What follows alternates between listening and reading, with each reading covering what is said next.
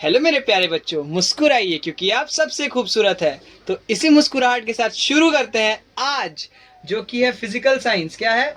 Physical science आज से शुरू कर रहे हैं हम लोग। वो भी आज जो चैप्टर है ना, बहुत ही इंपॉर्टेंट चैप्टर आपके बोर्ड पर्पस के लिए, क्योंकि ये 12 मार्क्स का वेटेज रखता है। कितने मार्क्स का वेटेज रखता है? 12 मार्क्स।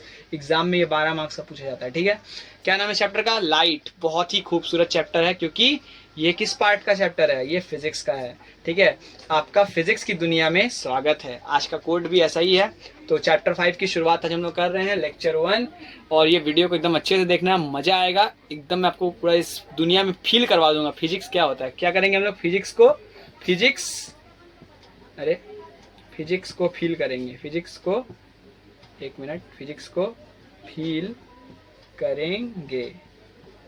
ठीक है बच्चा पार्टी, एक मिनट रुक जाइए। फिजिक्स को फील करेंगे, ये हम लोग का कोट होना चाहिए। क्या है? फिजिक्स को फील करेंगे। Let's start this video. तो बच्चा पार्टी, सबसे पहला जो चीज आता है इसमें वो है स्फेरिकल सरफेस। क्या? Spherical surface. क्या? स्फेरिकल सरफेसेस, जो यहाँ पे आपको पढ़ना बहुत जरूरी है। तो स्फेरिकल सरफेस जो क्या होता है कि हमने यहाँ पे हम लोग को बेसिक क्या पढ़ना है। पहले तो लाइट क्या आपको पता है? लाइट एक फॉर्म ऑफ एनर्जी होता है, जो भी आपको पढ़ना है। फॉर्म ऑफ एनर्जी क्या है? फॉर्म ऑफ एनर्जी होता है। ठीक है, जो क्या करता है हम लोग को किसी चीज को भी देखने में हेल्प करता है, किसी चीज को भी देखने में हेल्प करता है। ठीक है, फॉर्म ऑफ एनर्जी है। अब आता है स्फेरिकल सरफेस। पहला पॉइंट डाल लो, स्फेरिकल सरफेस। तो स्फेरिकल सरफेस लाइट के अंदर दो तरह का होता है। कितने तरह का? दो तरह का। एक होता है कॉनकेव और एक होता है कॉन्वेक्स। लिख के रख लो इसको। क्या क्या होता है? कॉनकेव और कॉन्वेक्स। क्या क्या होता है? कॉनकेव और कॉन्वेक्स। ठीक है, अभी हम लोग जो पहली बात कर रहे हैं, अभी जो बात कर रहे हैं स्फेरिकल सरफेस, मतलब हम लोग मिरर की बात कर रहे हैं। किसकी बात कर रहे हैं? मिरर। किसकी बात करेंगे यहाँ पे? मिरर। कॉनकेव मिरर और स्फेरिकल कॉन्वेक्स मिरर। ठीक है, तो आपको मैं 2 मिनट में दिखाता हूँ। पहला जो है वो है कॉनकेव। कॉनकेव क्या? मिरर।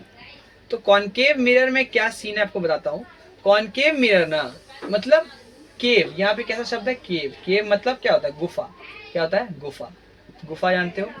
गुफा जिसके अंदर आदमी जाता है, ये हो गया गुफा। और अगर मैं इसको एक दे दूं इस टाइप का, ये हो गया क्या? मैंने यहाँ पे कर दिया क्या? पीछे पेंट कर दिया।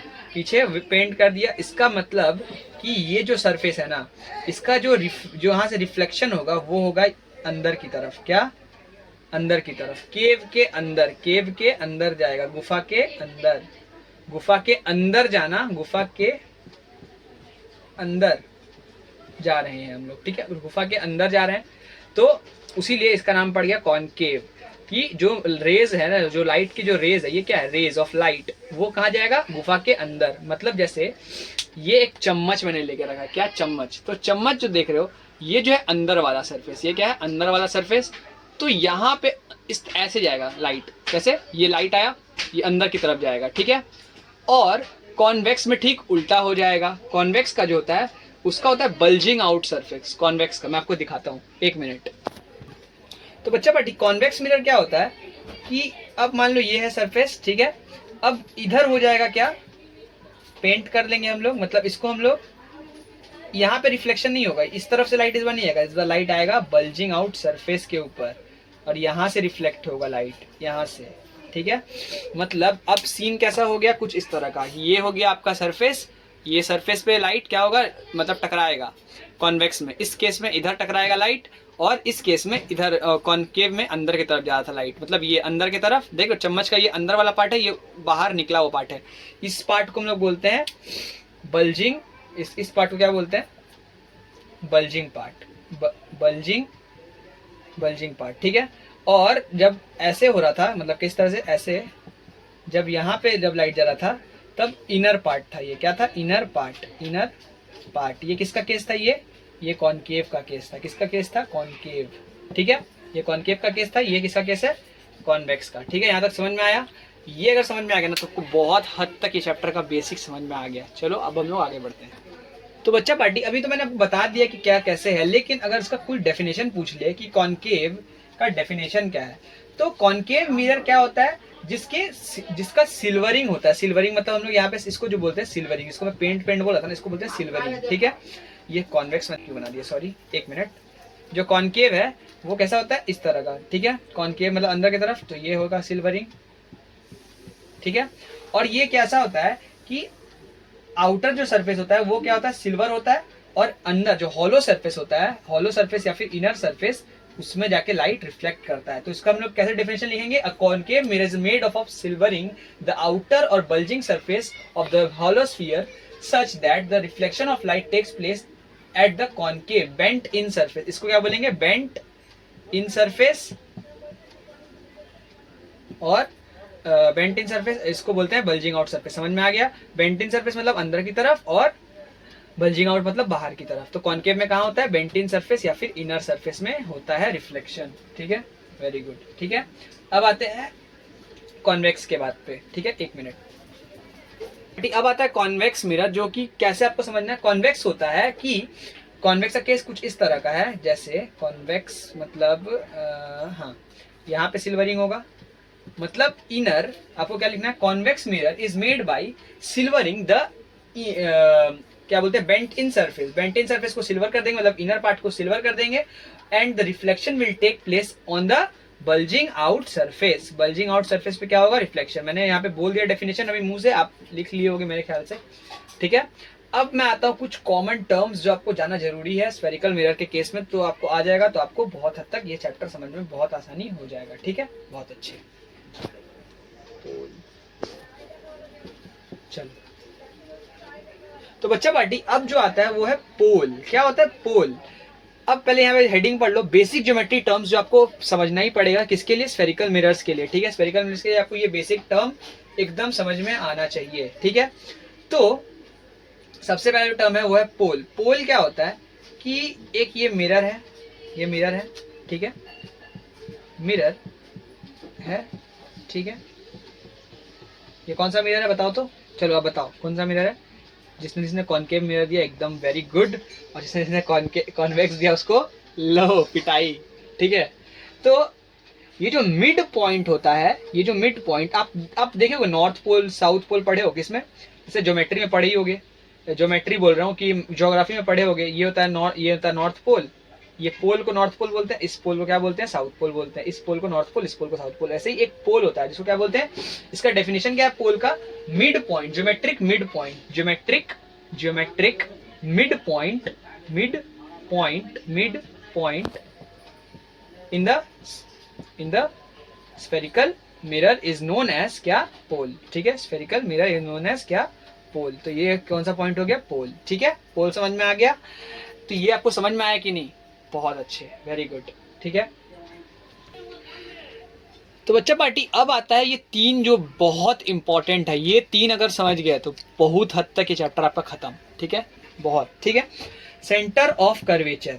सेंटर ऑफ कर्वेचर क्या होता है कि मान लो ये जो आपका मिरर है वो मैं थोड़ा सा यहाँ बना देता हूँ, ठीक है, एक मिनट, थोड़ा जगह चाहिए इसके लिए।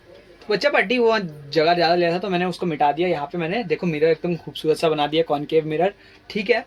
तो ये कैसा मिरर है, स्फेरिकल मिरर है, तो जरूर ऐसा ही होगा कि ये एक तरह से आप मान सकते हो इसको क्या, कि ये एक स्फीयर का पार्ट होगा, ये पूरा का पूरा होगा कि नहीं।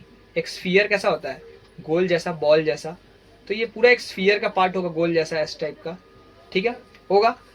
और इस स्फीयर का एक कोई सेंटर होगा, वो सेंटर सी होता है, यही है सेंटर ऑफ कर्वेचर, ठीक है। तो इसका आप ये लिख लो definition, the geometric centre of the hollow sphere. ये क्या है, एक हॉलो स्फीयर दिख रहा है कि नहीं, ये स्फीयर रियल थोड़ी है, ये स्फीयर मैंने इमेजिनरी बनाया है। तो इस स्फीयर, इस हॉलो स्फीयर का जो सेंटर है वही होता है सेंटर ऑफ कर्वेचर। समझ में आया बच्चा पार्टी, कोई प्रॉब्लम, कोई प्रॉब्लम, हाँ या ना, नहीं, वेरी गुड। मेरे को नहीं लगता आपको प्रॉब्लम होना चाहिए। फिर से बताता हूँ कि ये जो एक स्फीयर है, आप इसको भी इसमें बना सकते हो। अब मैं इसको कॉन्वेक्स से बना के दिखाऊं, ऐसे कॉन्वेक्स से बना दिया, लो, तो ये भी किसी सेंटर का पार्ट होगा, ये भी किसी सेंटर का पार्ट होगा, उसको सी बोल देंगे, ठीक है। वैसे मैंने कॉन्केव में इसलिए बना रहा हूँ क्योंकि कॉन्केव में थोड़ा अच्छा लगता है देखने में, ठीक है। तो ये देखा, समझ में आया कि ये एक इमेजिनरी स्फीयर था, उसका सेंटर को हम लोग बोल दिए सेंटर ऑफ कर्वेचर। समझ में आ गया, तो डेफिनेशन लिख लिया होगा, ज्योमेट्रिक जो सेंटर होता है होलोस्फीयर का उसको हम लोग क्या बोलते हैं, सेंटर ऑफ कर्वेचर, जिसको हम लोग किसे डिनोट करते हैं, सी से डिनोट करते हैं। ये समझ में आ गया। अब आते हैं दूसरा पॉइंट पे जो आता है सी तो हो गया, अब आता है, एक मिनट इसको क्यों मिटा दिया मैं, एक मिनट, यहाँ होगा रेडियस ऑफ कर्वेचर। क्या होगा, रेडियस ऑफ कर्वेचर। तो आपको मैं बता देता हूं कि पोल से सेंटर तक का दूरी को क्या बोलते हैं बच्चा, पोल से सेंटर तक का दूरी को बोलेंगे रेडियस। होगा कि नहीं, यहां से अगर इतना ज्योमेट्री पढ़े हो ना यार, तो वही सब लगा रहे हैं सिंपल, इसको आर से डिनोट करते हैं, ठीक है। मतलब क्या है, पोल से इस, यहाँ पोल होता है, यहाँ पोल होता है, पोल से सेंटर तक की दूरी को क्या बोलेंगे, रेडियस। क्या बोलेंगे, रेडियस ऑफ कर्वेचर। ये समझ में आ गया, बहुत बढ़िया। और ठीक है, और रेडियस अब आता है लास्ट जो पॉइंट है वो होता है प्रिंसिपल एक्सिस। क्या आता है, प्रिंसिपल एक्सिस, जो आपको बता के मैं आज का वीडियो खत्म करूंगा, ठीक है। प्रिंसिपल एक्सिस क्या होता है कि जो मतलब the straight line joining the centre of curvature pole and radius of curvature is known as the principal axis.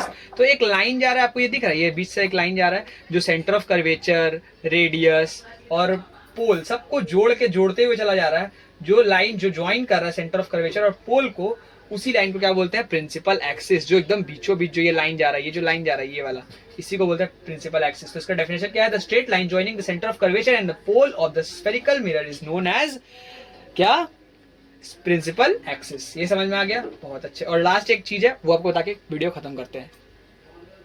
तो लास्ट पार्ट जो आता है बच्चा वो होता है अपर्चर। क्या होता है, अपर्चर, एक मिनट, अपर्चर क्या होता है आपको ये समझना बहुत जरूरी है। अपर्चर इज नथिंग बट एक क्या होता है, इफेक्टिव पार्ट होता है। लिख लो इसको डेफिनेशन, ये इफेक्टिव पार्ट होता है मिरर का, जो किस चीज में हेल्प करता है, रिफ्लेक्शन में हेल्प करता है। क्या होता है, इफेक्टिव पार्ट होता है जो रिफ्लेक्शन में हेल्प करता है। और जब हम लोग अभी जो स्टडी कर रहे हैं प्रेजेंट स्टडी में, वो हम लोग जो अपर्चर ले रहे हैं जो मिरर का, वो बहुत ज्यादा छोटा होता है। कैसा होता है, बहुत छोटा होता है, उसीलिए हम ये नेग्लिजिबल होता है, उसीलिए इसका ज्यादा स्टडी हम लोग नहीं करते। बहुत कम ही बुक्स में अपर्चर दिया होता है, क्योंकि क्या है, ये पढ़ा के कोई फायदा नहीं है, ठीक है।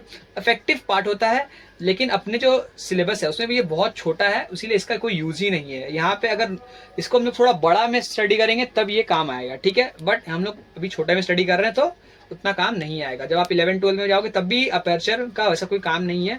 आप हायर स्टडीज में अगर फिजिक्स को लोगे तो आपका ये काम आएगा, ठीक है। बस आज का वीडियो तक इतना ही तक था। आज का वीडियो को यहीं एंड करते हैं, और वीडियो को एक लाइक कर देना, चाहे साइंस शो को सब्सक्राइब कर देना यार, प्लीज गाइज कर देना। बहुत मेहनत लगता है एक वीडियो बनाने में, ठीक है। तब तक के लिए सी यू, टाटा, बाय।